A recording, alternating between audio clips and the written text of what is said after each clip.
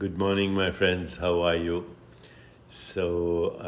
Today is a beautiful day on the East Coast, and I have just returned to New York, and I'm here till tomorrow night, and then leaving for Abu Dhabi and Bahrain for a short official visit.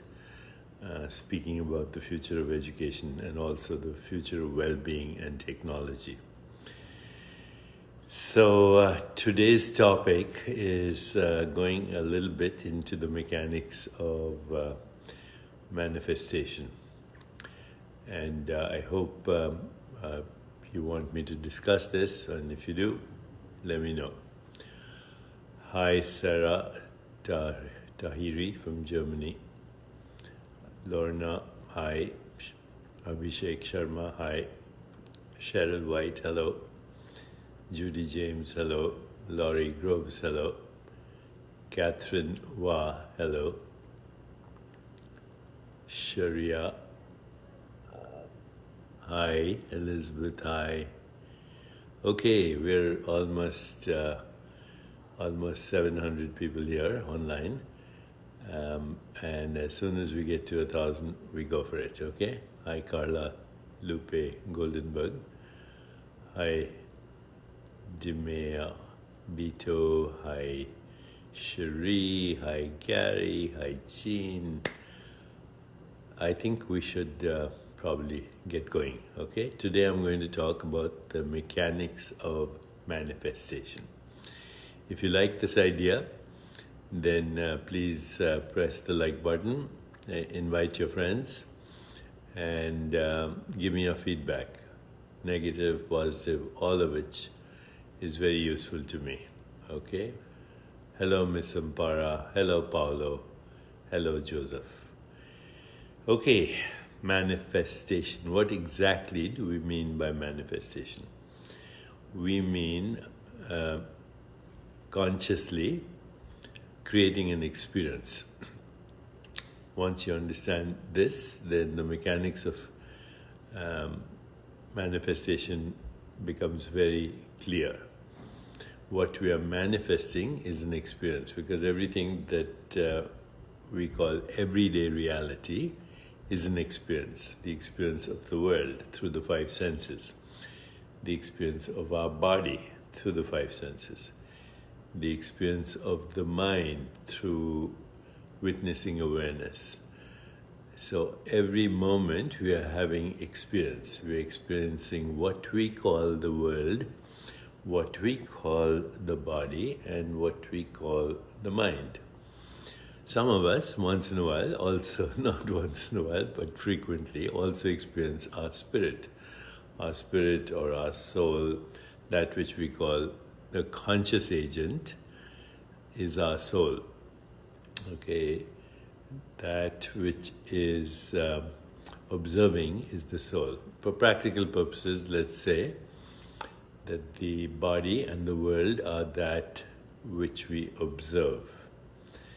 The mind also is that which we observe, but it also is the dynamics of observation. And the soul is the observer. Very simple way to understand, okay? That which you observe is the body and the physical world. But you can also observe your mind by being aware of it. You can witness your thoughts, emotions, images. And so the mind is also part of the observer, but it's also the mechanics of observation, because everything we observe is filtered through our conditioned mind. That which is the observer is the Jivatma, which is you, the conscious agent, the observer. But actually the experience that we have of reality is all three: observer, process of observation, and that which is observed. We end up calling all this the knower, knowing, known, Rishi, Devta, Chandas, observer, observed, process of observation, seer, seeing, scenery, listener listening that which is heard. You get the point? Okay. So now, if we believe,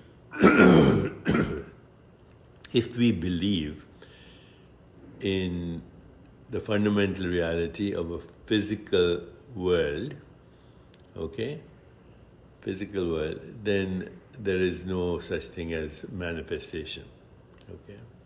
But if we believe that the physical world is a perceptual experience and that we actually can modulate that experience, then there is manifestation.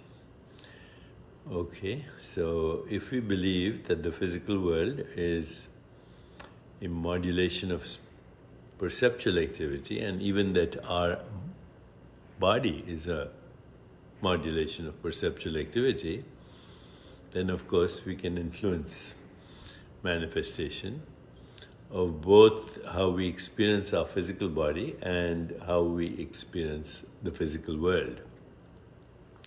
Is this clear so far?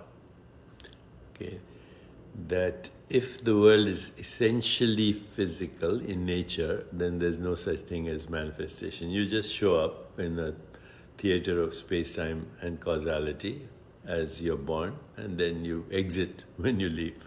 In between, you experience the world.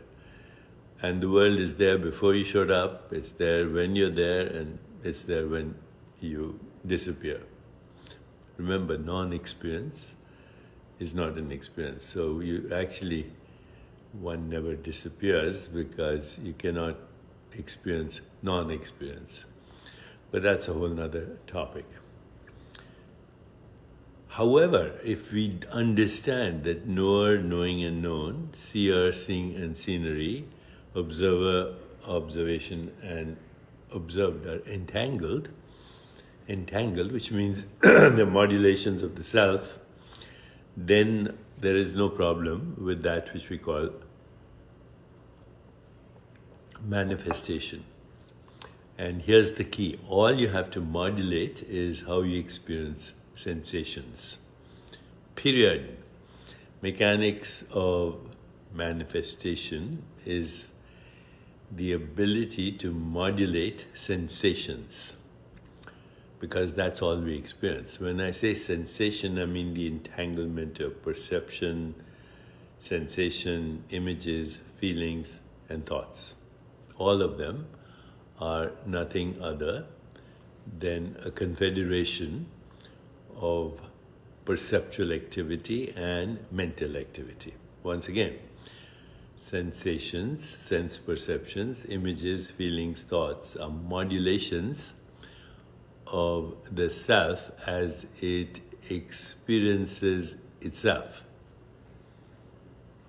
Now, the self experiences itself as sensations that we think are coming in to our awareness through our five senses and through, of course, the boundary of our skin. But the world is out there and these sensations are coming into us. That's a physicalist way to look at it. But now, let us look at it from the point of view of consciousness. Put your attention on your left toes, or your left foot and toes. Just put your attention there right now, and you are aware of the sensations of your left foot and left toe.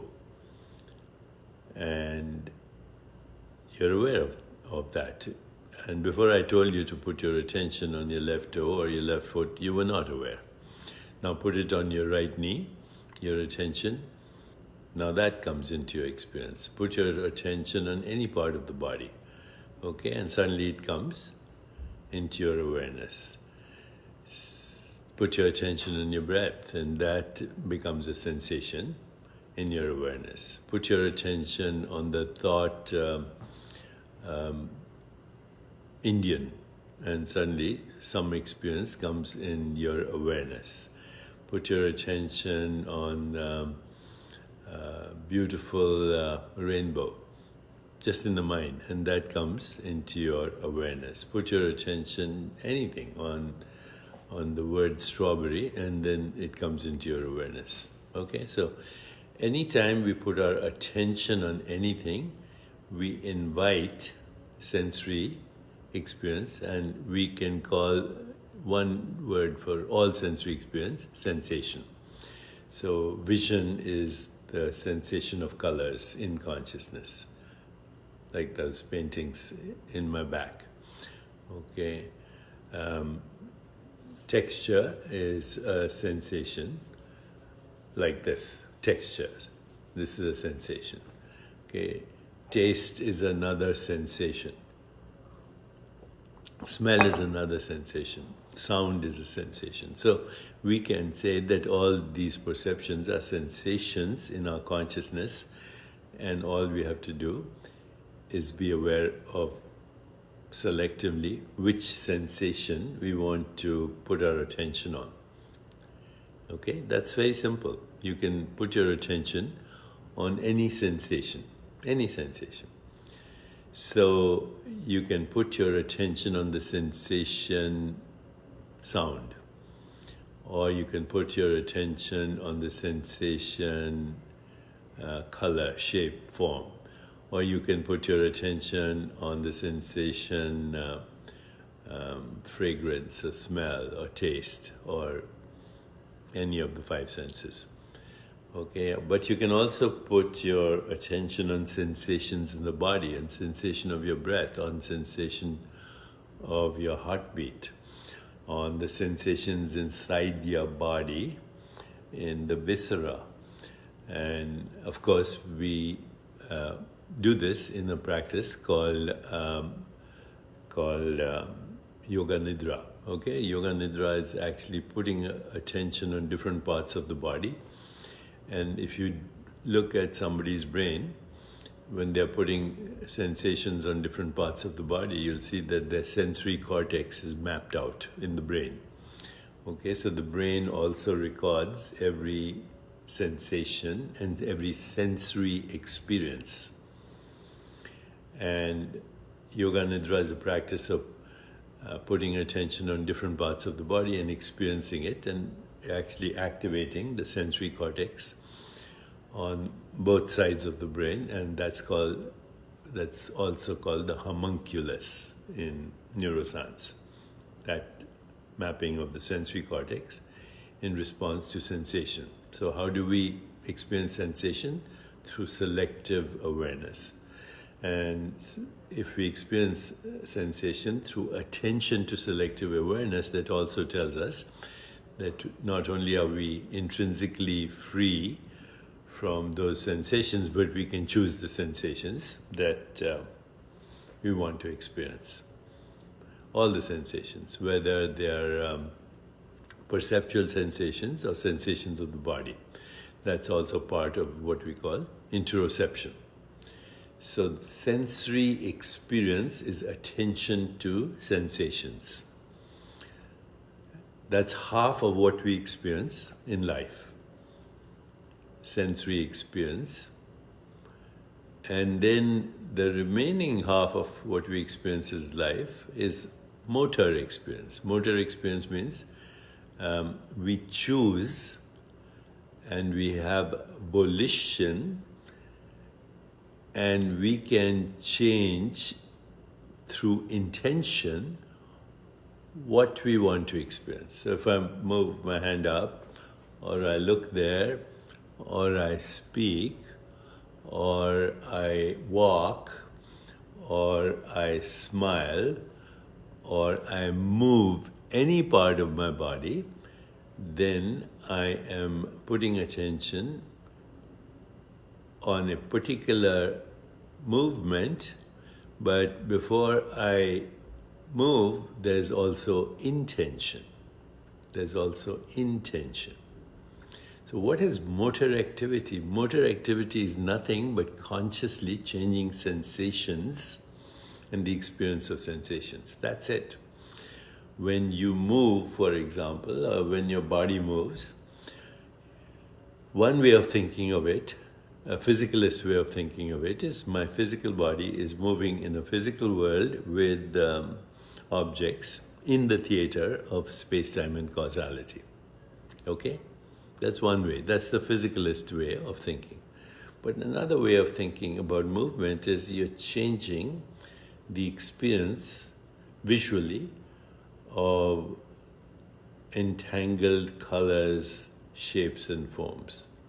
As I move from here to there, as I don't actually move, as the body-mind moves from here to there, or from here to there, then I'm choosing visually to experience different shapes, colors, including my configuration of the body in relationship to everything else.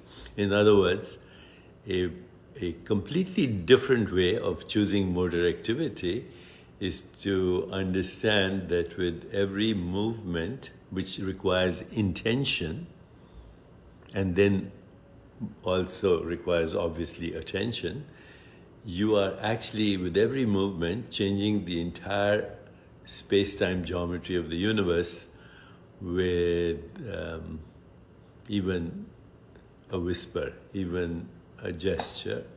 At the Planck level of space-time geometry, the entire configuration of the universe is altering. The entire architecture of the universe is altering.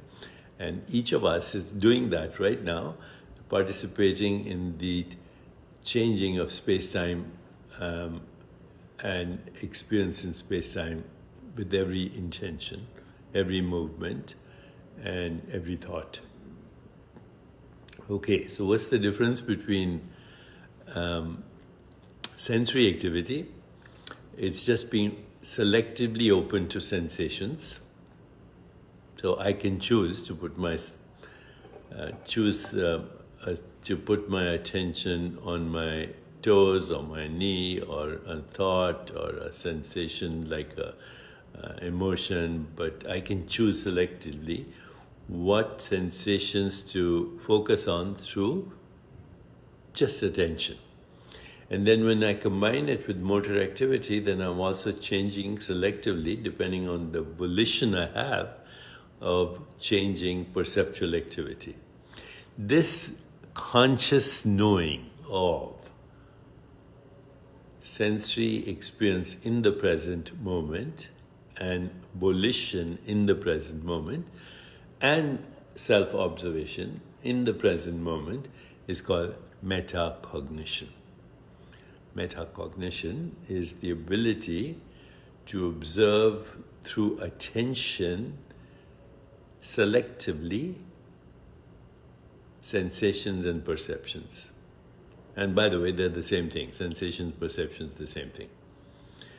But metacognition is also to selectively choose volition. Which sensations do you want to experience and how can you change them through movement? If you understand this, and I think you do, then all manifestation is manifestation of experience through selective attention and intention. That's it. And the observation of the selective attention and intention is metacognition. And the ability to choose that is creating reality. Or but let's say the experience of reality, because reality and the experience of reality are the same thing. Reality is what you experience and how we interpret the experience. Okay? So the entire universe of experiences is nothing other than the qualities of our awareness as we put attention and intention to an experience that we want to have. Okay, now in the Yoga Sutras, this is very beautifully orchestrated as dharana, focused awareness or intention, and attention, different locations in the body and chakras, attention, dharana, and dhyan, which is the process of meditation from the manifest to the unmanifest, and samadhi ultimately being grounded in the unmanifest. And this combination of dharana, dhyan, samadhi is actually the chapter on the siddhis in the Yoga Sutras. Okay, it's also called Vibhuti Pada. Vibhuti Pada. Attention, intention, focused awareness, meditation, transcendence, and now we know how to manifest experience. This indeed is the ultimate experience of manifestation. Nicole Skaggs says, awesome seduction of spirit this past week. Thank you. Thank you for being there, Nicole.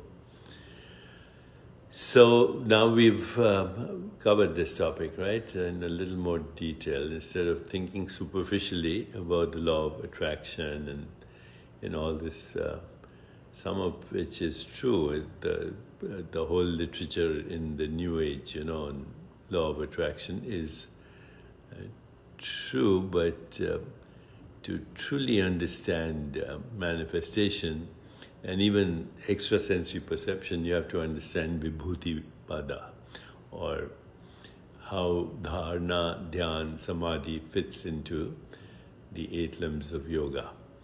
And then the manifestation is after a while spontaneous, because you have learned how to consciously, you have learned how to put selective attention and selective intention and feed it and plant it like a seed in the fertile soil of pure consciousness, which is infinite possibilities, where uncertainty proliferates, where there's non-local correlation, where there's the organizing power of intention, and where there is literally infinite ocean of possibilities crisscrossing each other, entangled with each other, manifesting as qualia programs, qualities of awareness programs that we call everyday reality. Okay, so Rachel Morley says, dream big. Yes, dream big. Stretch more than you can reach, or else, what's a dream for? Ramanand Dixit says, it's a continuous practice. Yes, it's sadhana. Miranda says, water it well. Yes, water the soil and then enjoy the fruit. Take care.